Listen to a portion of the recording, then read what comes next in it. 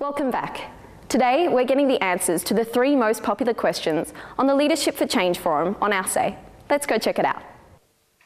Jennifer for the last word. Thank you.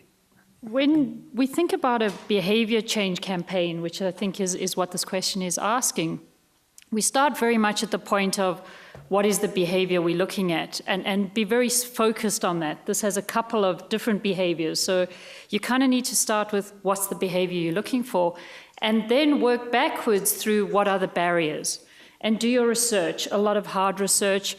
And we found really important to do salient belief research, because we all have preconceived ideas why people act in certain ways, but until you've done the salient belief research, you don't know what the barrier is for people to take that action and to do that behavior change. And so, for example, at Zoos Victoria, we've put water fountains in extensively. We have 9 water fountains in Melbourne Zoo, all with tap adjustments on the side where you can fill these very stylish silver water bottles that we do sell in the gift shop as well. So we have a vested interest in moving everyone across. And interestingly, notwithstanding that it's easily accessible, still 1 in 3 people will buy a plastic bottle with either a fizzy drink or water inside that plastic bottle. We do then get them to recycle them, and we turn the bottles into products that are useful. But it talks to what is the salient belief that's underlying our inability to act. And thinking of the city as well, I think many of us who shop in the city have come up with strategies of finding toilets that don't involve the public toilets provided by the city.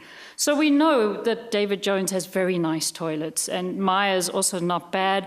Your average food court has some very nice facilities in it as well. And so we've managed to map our way around the city when it comes to toilets. And I think it's once we've made a commitment to getting away from plastic bottles, we will map ourselves around a city and finding water as we go. One of the other things we've tried to be quite intense about is not asking people to do things we wouldn't do ourselves. To really think when you say, I'm going to start up a campaign for change, would you do this? Are you committed to it? And so interestingly, 2 months ago, I gave up plastic bottles. I have not bought a plastic bottle in 2 months. That meant, and I hadn't thought it through that well, that I've had to give up a very sugary drink at the same time, which is a hardship, but actually quite good for me. But suddenly, it's actually easier than you think to fill your water bottle at home, to fill it at night, to add the lemon or lime or whatever it is you like in your flavor. I have one of those Yarra water. My other bottle is the Choose Tap. But it's actually remarkably easy when you set off on this route of just not buying it. And ultimately, our power as consumers and citizens is just to say we won't do something.